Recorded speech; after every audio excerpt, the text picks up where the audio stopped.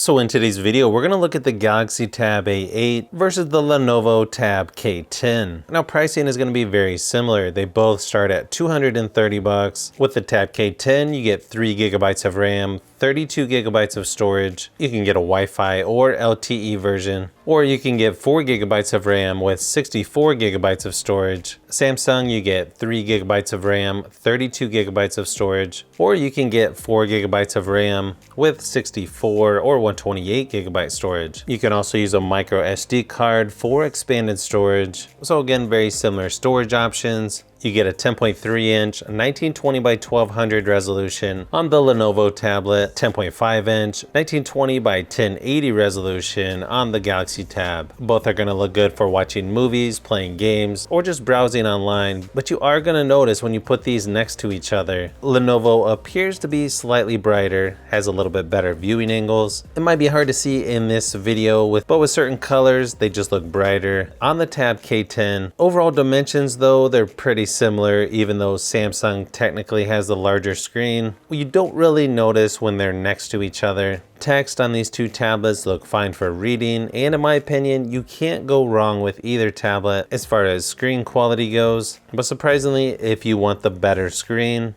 I would go with Lenovo. In my battery drain test, the Tab A8 lasted 7 hours before dying, and the Tab K10 lasted 1 hour longer and 8 hours battery life. Now, just so you know, this testing was done at full screen brightness, so you shouldn't have a problem with either tablet making it through the entire day with normal use, or even a couple days with light use and lower screen brightness. But if you want the tablet with better battery life, you're going to want to go with Lenovo.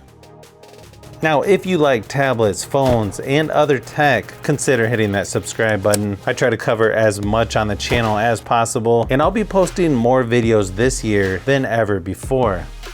Software-wise, you're going to get Android 11 on both tablets. They're going to be slightly different, but yet still similar, and is definitely going to come down to personal preference on which you like better. You're not going to get Samsung DeX on this Galaxy Tab, but you can still use split screen, connect a keyboard and mouse to do some multitasking. And then with Lenovo, you do get productivity mode, which is sort of their version of Samsung DeX. And it's going to make it a little bit easier to do multitasking and just be a little more productive in general. When you connect a keyboard and mouse, it'll actually give you the option to switch into productivity mode, which is definitely a nice feature. And then from what I can tell, the Tab K10 is going to get Android 12, just like Samsung, and it's going to get software updates until June 2024. Although I'm not sure if that is just talking about security updates. The Galaxy Tab A8 will get software updates for a couple years, but just keep in mind, I would take everything with a grain of salt when it comes to software updates. I've seen in the past where a company says they're going to update something and then they don't follow through.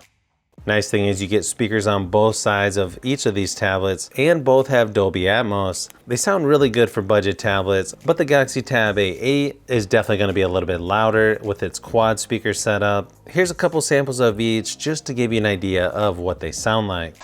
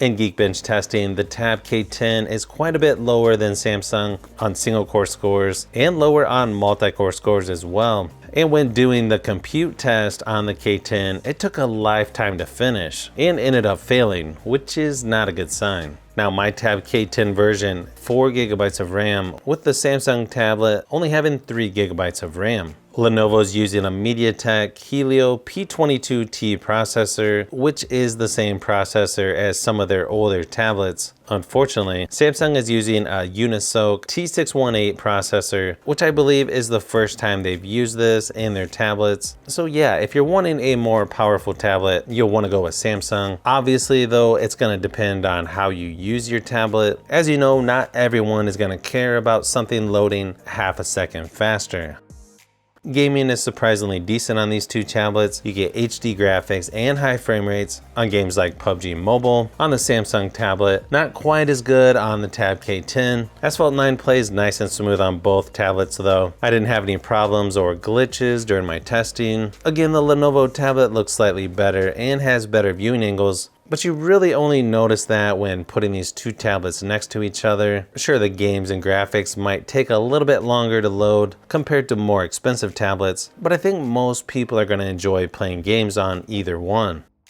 The build quality is pretty comparable between these two, and it's nice that you get a headphone jack on both of these, something they keep taking away from more expensive tablets. Now when it comes to the cameras, you get an 8 megapixel rear facing camera, 5 megapixel front facing. Good thing is you get 1080p resolution for video on both of these. The bad news is these are not that good for taking photos or video compared to pretty much any cell phone that I've used in the past few years. I feel like Lenovo is slightly better, but will you get by for a Zoom meeting or a video conference call? Well, maybe. Just make sure that you have really good lighting, because these are going to struggle with quality and good lighting, let alone when the lighting setup is bad. Here's a few samples of each just to give you an idea of what to expect.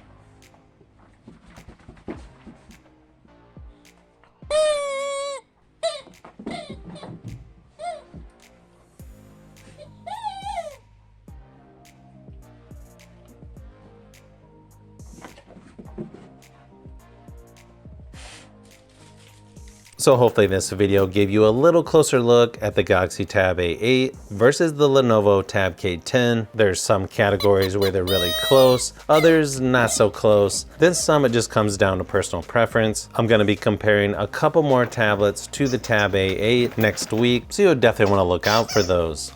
So if you've made it this far into the video, you may want to say thanks by subscribing, and don't forget to give a thumbs up if this video was helpful. This is Brian from Fishbee Productions. Thanks for watching, and I'll see you on the next one.